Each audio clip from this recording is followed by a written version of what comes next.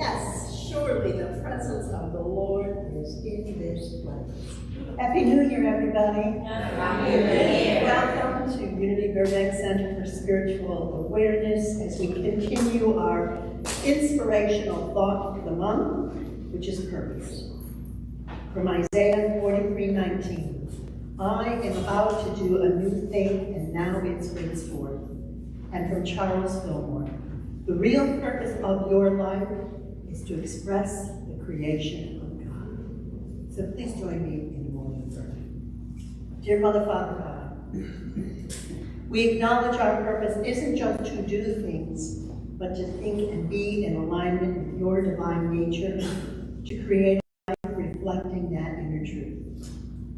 As we move toward our purpose, we embrace expanding our consciousness, recognizing our spiritual identity, and making a conscious choice about our thoughts and beliefs and how they align with our desired outcome. We bless this service as we bless every service, whether it takes place in the temple, synagogue, mosque, church, or center, where the abiding principle is the love, the light, the joy, the peace, the harmony, and the love that is God's. And so it is.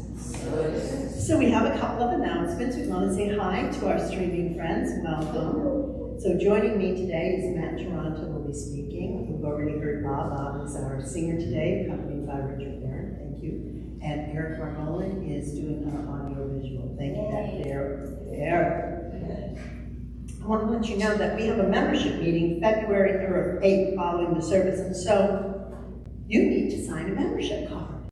Even if you signed one last year, the way we work here is we redo it every year because it allows us to keep better track of who's members and who's not members. So Bob has them on the back table.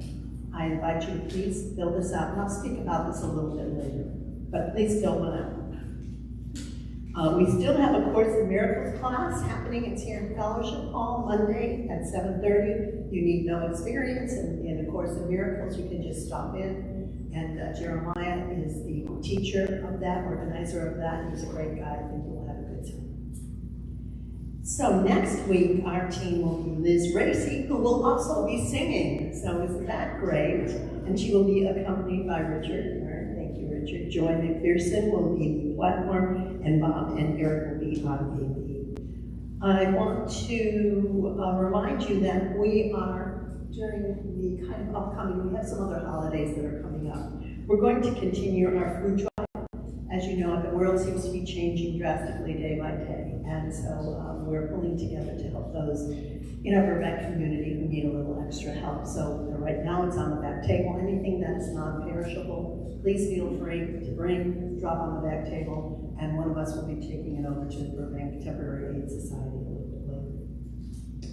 And if this is your first time visiting our center, we hope you'll linger for a little bit so we can get to know you over coffee or tea. And I want to thank Linda Beck for bringing in some stuff, but importantly, Karen, when I got there, Karen said hello to me, and she scared me, and she goes, "There's nothing to eat. I'm going to go to Millions." And I thought, oh my God, the horror. We don't have any food to share after church service. So I want to thank you, Karen, for seeing the need and stepping forward and filling that. So thank you so much. And I think that's it. So next, I'm telling you, could you come and light this unity candle for us? And most of you know, but some of you are new here. So this little candle represents someone from what we call our Christmas candle lighting service. And each person gets a candle with an affirmation, and we used to kind of just toss them out or recycle them. Then we had the idea of, why not recycle them up here? So we hold whoever that may have been your candle, your affirmation, but we hold that person and their affirmation in love and light, knowing we are all one reflections of perfection. So please join me now in our opening statement. There is only one presence and one power in the universe and in my life, God, the good, omnipotent. And now I'm going to invite you to get ready for some meditation. So if it feels comfortable to keep your feet flat on the ground, connected to Mother Earth, we invite you to put your hands open in your lap in the receiving mode. You close your eyes so you can focus more on your spiritual center eye. And we always start with the breath, and Bob is going to lead us in with the chant.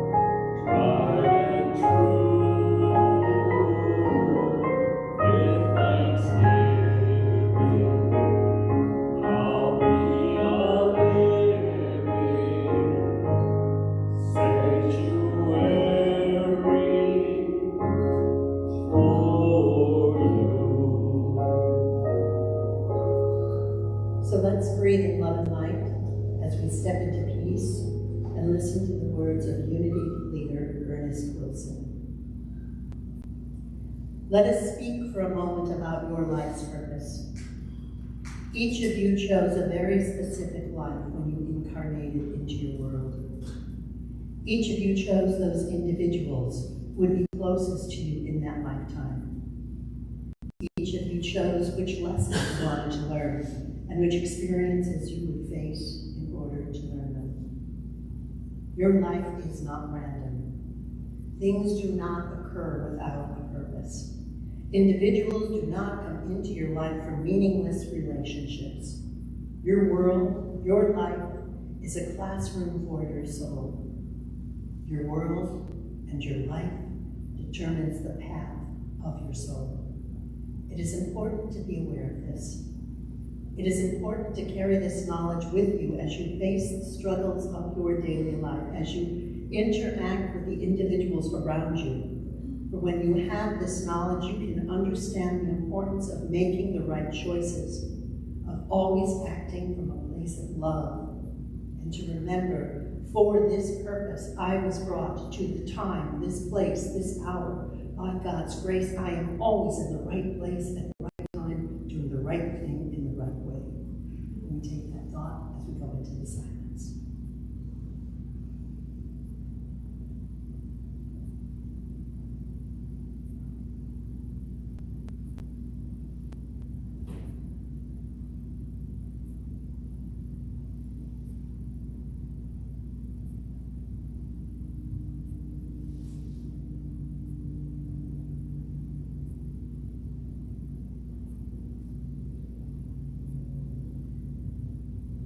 I invite you, when you're ready, to come back into the sacredness of this room. If you choose to stay under meditation a little longer, that's perfect. For that meditation, what it really means is it's a call to the universe, putting us in touch and tune with our universal forces, aligning us with how we are to serve, lessons we are to learn, blessings we are to receive and share. And so it is. And now, would you please join me in our Father? Our Father, who art in heaven, hallowed be thy name. Thy kingdom come, thy will be done, on earth as it is in heaven. Give us this day our daily bread, and forgive us our trespasses, as we forgive those who trespass against us. And lead us not into temptation, but deliver us from evil. For thine is the kingdom, and the power, and the glory, forever.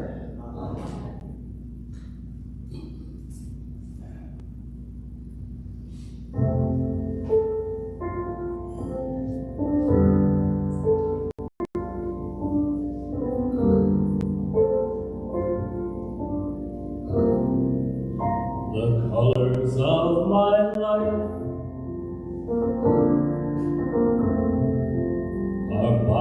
full and bold. A purple glow of indigo, the gleam of green and gold, the splendor of the sunrise, the dazzle of the flame, the glory of the rainbow. I'll put them all to shame. The quiet browns and grays, keep my days in step and fill them till they overflow with rose and cherry red. And should this sunlit world one day, the colors of my life will be the shining light to show the way.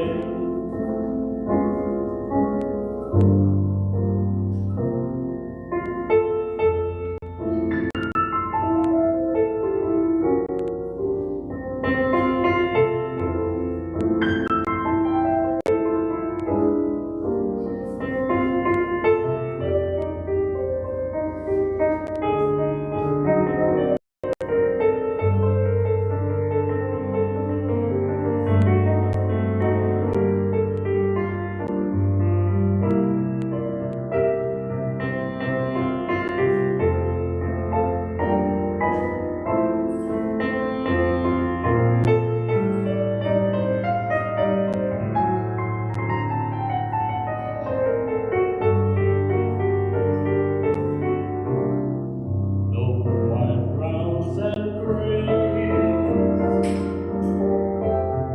I'll fill with yours instead and fill them till they overflow with rose and cherry red. And should this sunlit world grow dark one day, the colors of my life will be the shining light to show the way.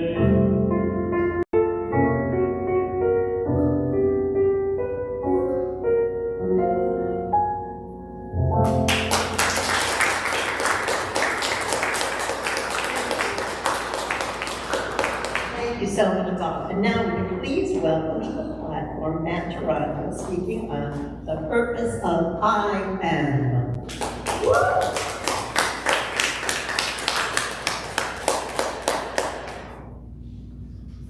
Good morning. Good morning. And Happy New Year to everyone. Happy New Year. There's a few moments that happen whenever it's time for me to speak, and they happen in whatever chair I'm sitting in. But my mind starts to flail with new thoughts. I have everything, written right here, prepared, because I'm a good student. But sometimes I have new thoughts. So it's interesting that we're talking about purpose today. I got some news this week that kind of undid some things that I thought were going to be my purpose for the next little bit. It's kind of a big thing I was hoping to happen, and it didn't. And so exploring purpose was really a little bit too personal for me this week, but I think I have some insights that I want to share that I think will help you and also help me sort of understand what this whole thing, purpose, really is. One of my favorite movies, actually my favorite movie of all time, if we're really being honest, my favorite movie of all time is The Matrix. I always loved The Matrix. Part of it is just the experience of watching it in the theater was something that just shook me to my core. And inspired me in really wonderful ways. There's lots of sort of spiritual wisdom that's sort of doled out during this movie, but also the action and the story. It's just lots of fun. There were some sequels which were rather less exciting for me, but still contain some really wonderful ideas that I want to. One of them I want to share with you. There's a character in the third movie, Matrix Revolutions, a character named Sati, and she is about 6 or 7 years old, and she is the child of 2 sentient programs. Not human beings, but programs. 2 programs got together and created this other program named Sati. And the reason we meet Sati is that Neo, our main character, Neo, he's the one, you know, if you notice, there's a whole Christ motif going through this, you know, that story of the one who's there to save mankind, all of those things. But Neo gets trapped in this subway station, his consciousness does, or something. It's left up to interpretation. And there he meets Sati and Sati's parents, who are trying to get Sati into the Matrix because she's an illegal program. Sati is. Because she was created by these 2 programs who have purposes. One is like, I don't know, engineering or something, and the other one is sort of software interaction. I don't know, they have titles, I can't remember. But each of these programs, they're played by actors, right? But these programs have purposes, and Sati does not. And Sati's father tells Neo this: every program that is created must have a purpose. If not, it is deleted.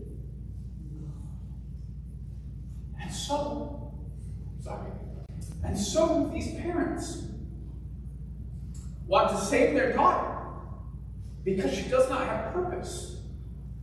And in this world, this machine world, they want to eradicate her, delete her. And so they are in this subway platform making this deal with this sort of shady character in order to rescue their baby. And that story just hit me so hard. It's not the central story of this movie, but it hit me so hard because at the end, once I don't want to give away the ending if you haven't seen it, but things wrap up in whatever way they do. But there's this moment where Sati creates this beautiful rainbow sky. Not a rainbow in the sky, but a rainbow sky that just hovers over the entire Matrix. And that's what she did. There was no purpose to the rainbow sky. It was just beautiful. And so those parents made great sacrifice to protect and save their daughter who had no purpose in the machine world. And I think this story is important for us to remember, because the world wants us to believe in purpose. The world wants us to remember that we must be useful. We must contribute. The survival of the fittest, dog eat dog, we must achieve, we must do, we must contribute, we must be useful, we must have purpose. And deep down, we all know that that is a lie. Now, maybe this sounds like I'm going to start some anti-capitalist rant. And believe me, I'd be happy to, but not today. These 2 computer programs know it, and we also know it, that being useful is not our purpose. That is, people, things that are, by other definitions, useless, still have purpose. And we have known that since the dawn of our kind. The human species, scientists have discovered evidence as old as 1.5 million years. Evidence of other species of human caring for people that were useless. Caring for the old the sick, the disabled, people that could not contribute to society were cared for, loved, and protected. They found evidence of people with limbs that were healed, broken limbs that would have, in the wild, they couldn't survive on their own. The only way they could have survived to have that bone heal was that someone took care of them while they were useless.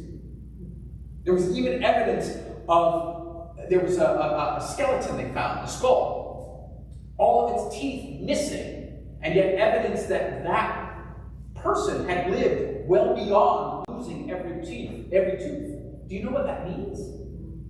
Someone in that person's family, tribe, set of friends chewed their food for them. There were no blenders. They chewed their food for them. That is how much we understand that being purposeful, having use to society is not our purpose. So, what is our purpose? I want to talk about that. One of my favorite books, I get to share all the hits, all the Matt Sharman's greatest hits, I get to share with you guys, and I love it. One of my favorite books is Conversations with God. This is Neil Donald Walsh having a conversation with God. He simply speaks, and then God speaks back, and Neil just writes it all down, and it's a beautiful book, wonderful insight. And one of the most powerful ideas in this book, or at least the one that struck me with the most power, is what creation, how creation happened, how the universe was created. And I'll paraphrase, but God tells it something like this, that in the beginning there was just oneness. There was God or whatever, but everything was one. And that everything wanted to know itself experientially.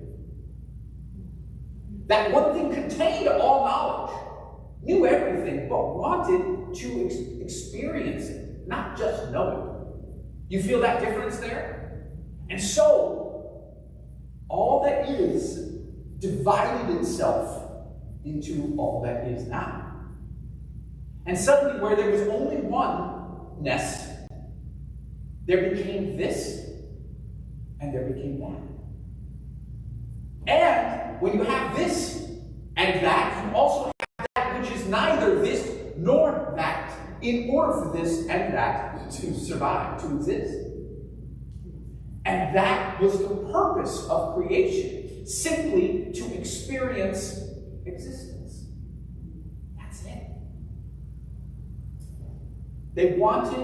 God wanted to know themselves experientially. That's it. That is the sum total of our purpose.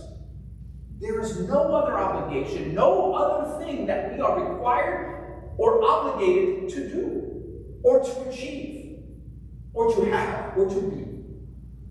Simple existence is our purpose.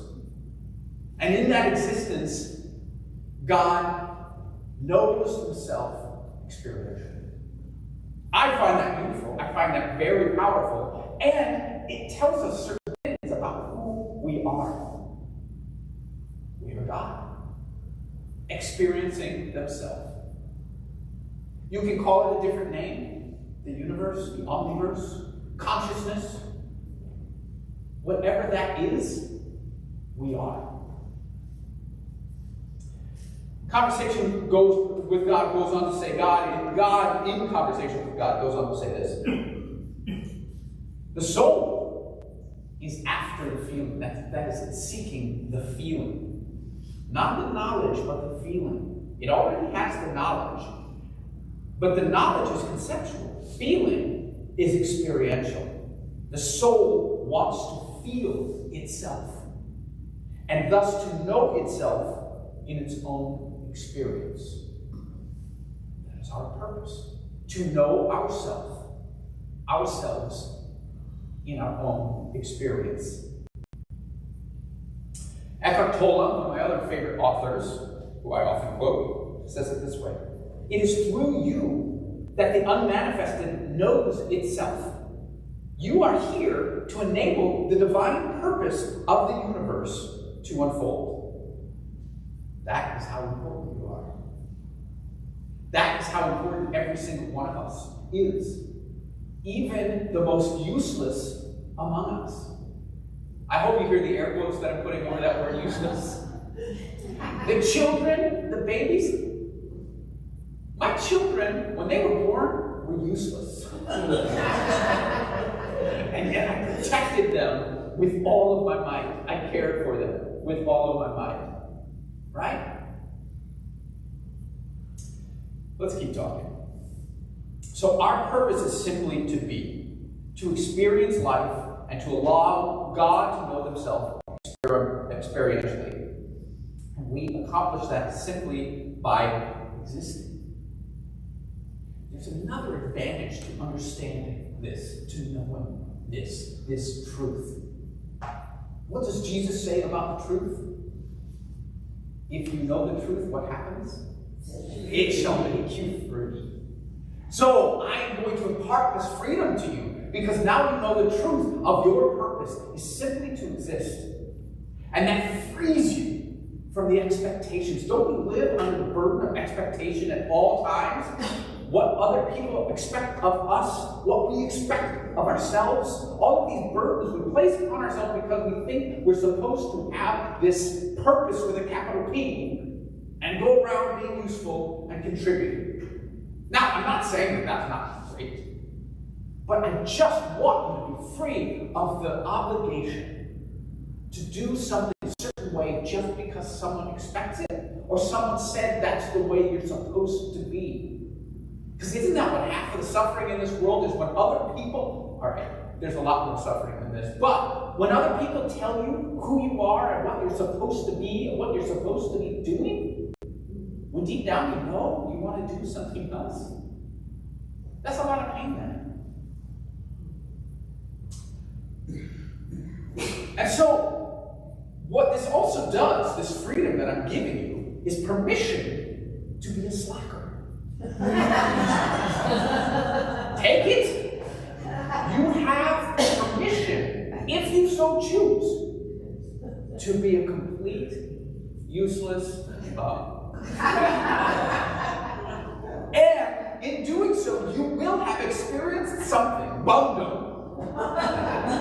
And you will have experienced something and contributed to the purpose of God, which is simply to experience all that is. Isn't that beautiful? You have permission to slack off as much as you want.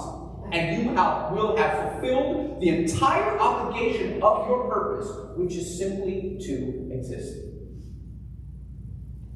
Don't believe me? Let's talk about Hebert again. There's a great story that he tells in the beginning of his book, The Power of Now, where he talks about these moments that he had that sort of brought him to this new, really brought him to his own enlightenment. And he talks about some experiences and blah, blah, blah, blah. But at one point he says, these experiences were so profound, so profoundly joyful, that he spent 2 years mostly sitting on a park bench doing nothing, simply enjoying existing. The power of now, just simply enjoying the moment, this nowness that he was existing in, and admits that he had, I mean, as far as I can tell, was essentially homeless. Lost all possessions, relationships, everything, just sort of disappeared into nothingness in terms of our society, and yet was sitting on a bench filled with joy. That's a slacker. If I've ever heard one, Eckhart Tolle was a big, fat slacker. And yet, after 2 years or so, people started to notice that he had something special going on, and they wanted it. And he eventually found a path, a purpose, something that was useful and contributed to the world, that he began to teach people to embrace being in the now. And suddenly, he grew into this great spiritual leader. Isn't that amazing? From slacker to leader? And yet, I bet he would still defend his right to become a slacker once again if he wanted to. Because the purpose of our existence is simply that, to exist. Jesus said it too. Be a slacker. You don't know where he said it? Oh, he said it right here. Consider the lilies of the field. They grow not, neither do they toil not, neither do they spin. Yet I say unto you that even Solomon in all his glory was not arrayed like one of these. No need to toil, no need to spin. Do you think lilies are concerned about their usefulness to society? They simply are. And in their are-ness, they fulfill their entire obligation, their entire purpose for being. And I know this is true, that we're here simply to experience. And experience whatever we want. Yeah, well, okay, yeah, some people have said it, but like, really? Do we have evidence for that? We all do it. We want experience. We crave just experience. How do I know? Have any of you here ever watched a movie? Or a book? Read a book? Watched a TV show? Seen a piece of theater? Heard a story told by a friend? Wanted to know some gossip? Isn't that us just craving experience? Craving experience without consequence? Right? Because you get to hear about it without having to live through it. But we want experience, and that's why we chase things. That's why we chase achievement. But that's also why we chase adventure. Why do you think we go on roller coasters? For the experience of it. There's no real purpose to it, but experience. We also chase other things that are wrapped up in other drives. Drugs, alcohol, sex. These things that we just want to experience. And I'm not saying that experience is not great. But sometimes those lead to things that we don't want to experience. We'll talk a little bit about that. But we're good at it. And sometimes all we want to do is just kind of experience things. Well, great, Matt, that's good. But I don't know that I really want to be a slacker. I say that's great. That's great.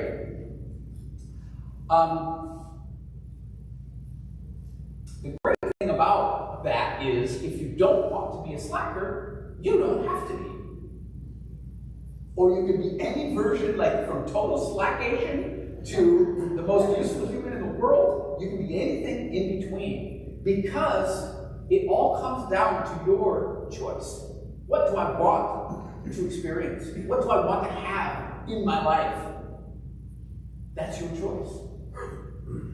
And you know what?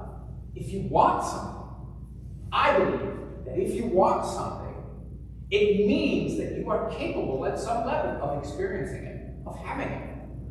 That is the desire. When the desire awakens inside of you, it means that at some level, you can have it. I think it's a beautiful thing. And you're like, okay, Matt, this is great. This is great. Love it. Except, this sounds like chaos. Right? Is there no moral code whatsoever? We can just have or do and be whatever we want? The sad truth is, yes, we can. And we see it. We see people just doing whatever they want. Yeah. Okay? And you know who I'm talking about. You've seen them. People that hurt, destroy, oppress, abuse, because they can if they want to. And you can if you want to stop them. And honestly, I think we all should. We should. They should be stopped. But I'm not talking to them, am I? I'm talking to the people that showed up here, that want to connect to the truth of who they are and become something beautiful and have happiness. Peace, because I guarantee the people that have chosen those paths of hurt, destruction, oppression, abuse, they're not happy. And they don't have peace. I guarantee it. I guarantee it. So, I believe that since you're here, you want maybe some happiness. True, lasting, fulfilling happiness. And peace. At least peace. Because I can't always promise you happiness. That's true. But with this knowledge, peace is always possible. Always. That is the promise. So, how do we want and do and become and find a sense of purpose in our lives and not do the things that are going to lead us down, the other paths? And that comes back to the truth. Let's set it free. Remember where we began. Remember how this universe began. Each one of us were one with God. And I tell you that if you were once one with God, you still are. This separation that we have, the sense that we are separate people, that I am different from you and you are different from me, is really an illusion. I don't know if that's the right word for it, because the experience of separateness is real. We feel it, right? We're experiencing it now. In fact, that is the essence of our experience, is that separateness. But if we so choose, we can re-experience or remember the experience of being one. And you're like, well, I've never had that before, Matt. Yes, you have. It's called love. Love is the feeling realization of our oneness. That we are one with one another, and that is the essence and the beginning of everything that was, and everything that is, and everything that will be. And so I say, if you have a want, a desire in your spirit, be a slacker. Seriously, be a slacker. At least do it for a little while. It's worth it, and it can be beautiful. But if you start to want, let that want be driven by love, by feeling remembrance of our oneness. And whatever purpose that is that you find. And it's simply just a desire. I'm saying your purpose is literally whatever you want it to be. Follow your bliss. Follow the thing that you want, but let it be guided by love, and those purposes will bring you at least to peace and give you some pretty great taste of happiness along the way. And so this brings me to the title of my talk, the purpose of I Am. And I want to start with, as we contemplate this idea, I want to remind you what God's name is. And Moses learned it at the burning bush. Does anybody know what Moses learned at the burning bush? Because Moses said, hey, what's your name? Yeah. Moses asked God, what's your name? When I go to the children of Israel to tell them I'm here to free them, they're going to be like, yeah, who says so? And God says, I am that I am. Thus shalt thou say to the children of Israel, I am hath sent me unto you. That's God's name. I am. And what I find beautiful about that, many things beautiful about this, but I think God's name also reveals God's purpose. Simply to be. That is enough. God simply being is God fulfilling the entire purpose of God. Beautiful, right? But it also reminds us about our name. I don't mean Matt. Sure, my name is Matt. But when I talk about myself, how do I do it? I am. Hi, Matt. How are you? I am blah, blah, blah. I am a teacher. I'm a parent. I'm a filmmaker. I am is me asserting my existence. And that acknowledgement of existence comes first. I am must precede I am this or I am that. So let's do a quick little experiment for a second. I don't know if it's an experiment, but let's do we're going to do an activity. I all want you to just pronounce the name of God right now. I am. Ready? 1, 2, 3. I am. You have just fulfilled your entire purpose. Anything after that is gravy for you to explore and experience for funsies. And so now you get to decide after I am this or I am that, but I caution you, do not use the Lord's name in vain. Because when you say those things, those hurtful things to yourself, I'm ugly, I am no good, I am worthless. That's not where we need to go. That's not going to help you find that peace, that happiness, that sense of purpose. So I encourage you to decide who you are and then use I am to create that in your life, to experience it, not just know it, but to feel it while you're in it. Isn't that a great thing? That's all we're required to do, is experience the things we want to experience. I'm going to quote Conversations with God one more time. The word I is the key that starts the engine of creation. The words I am are extremely powerful. They are statements to the universe, period. Commands, period. I am is a statement, a command to the universe. And it allows you to become. It is immensely creative. And in that creative act, you are acting in the likeness of God.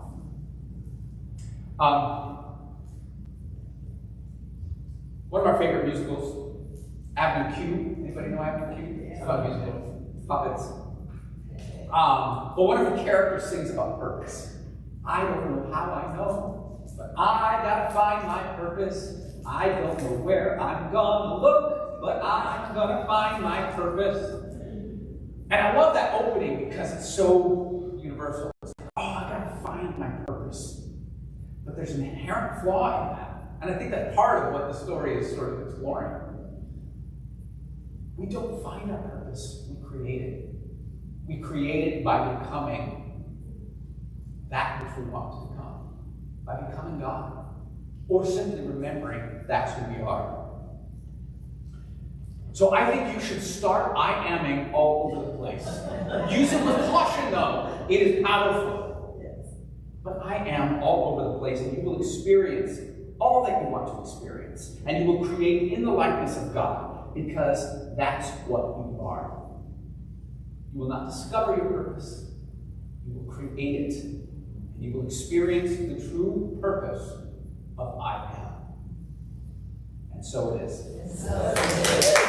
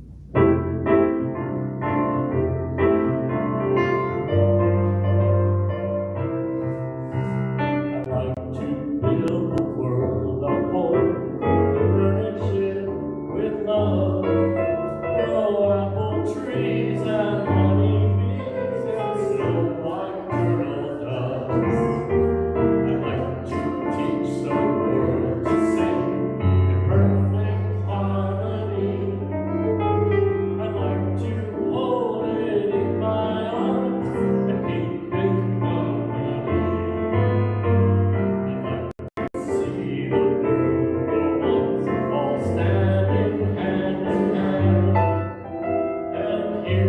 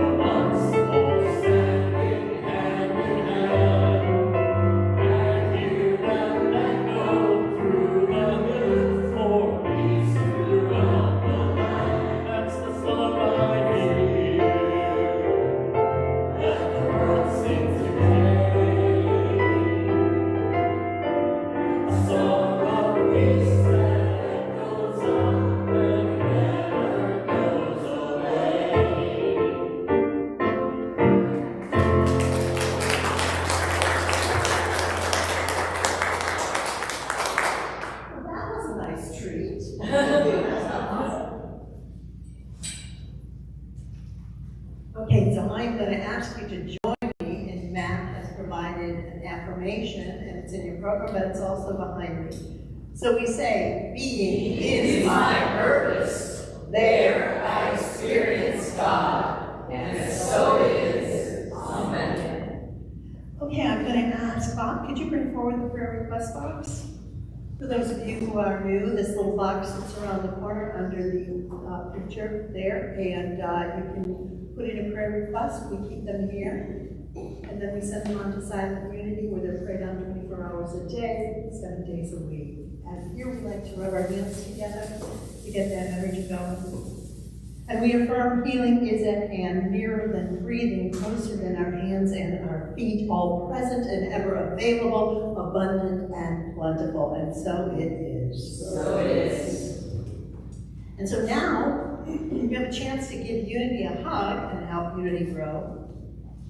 And there should be an affirmation, I think, behind me. Is there not there now? No. Okay. Well, we say. It's a different ways you can, Yeah. Okay. So together we say, this is my purpose today, just to get through the service. Without too many bloody arrows. Okay. So together we say, divine love Through me, blesses and multiplies all that I have, all that I give, and all that I receive. God is so good. God is so good. God is so good. He's so good to me. She blesses me. She blesses me. God is so good. He blesses me. He prospers me. He prospers me. God is so good. He prospers me. So again, we like to rub our hands to get that energy going here. When I was working on what I was going to say today, I came across psychologist Kendall Brunk, who is a leading expert on purpose. I'm sure Matrix is his favorite movie too. And he writes that when we include awe, gratitude, and altruism, we are impacting our purpose-filled life. And then William Dignam, who is considered an expert on human development, writes that people who engage in a more altruistic experience, like volunteering, donating money, tend to have a greater sense of purpose in their lives. So we thank you for sharing your gifts with us. We know that these gifts will be used to spread the light, the love, the truth, the happiness, the peace from our small building here in Burbank into our community and our world. Thank you. And so I want to thank you for keeping this divine appointment with us this morning, and remind you that next week that Joy will be a platform, Richard will be here, Liz Racy will be speaking, and will be singing. And I mentioned our membership card, which I wanted to just say a couple other things before we get our circle. You know, we typically have two types of people who come here to Unity. The first is kind of the person who stops in, and then, you know, maybe a couple of months later they come back again occasionally because the service was interesting and they had a good time, and, you know, but they're kind of the pop-in kind of people. And then we have you guys who are faithful in attending, and you're regulars, and you have found community here, hopefully, and you are interested in your spiritual growth. So becoming a member is part of that spiritual growth. It's like a declaration that says, I belong and I want to grow. So I invite you again. These little cards are around the corner Bob has created. And I'm telling you, our streaming folks, you can also become a member. You can just call Bob and he'll mail you a card. So please do that. Thank you very much again for joining us. So right now, we're going to make our circle. I will remind you, if you need the words to the song or the prayer, they're going to be on the board, so you can position yourself so you can see it.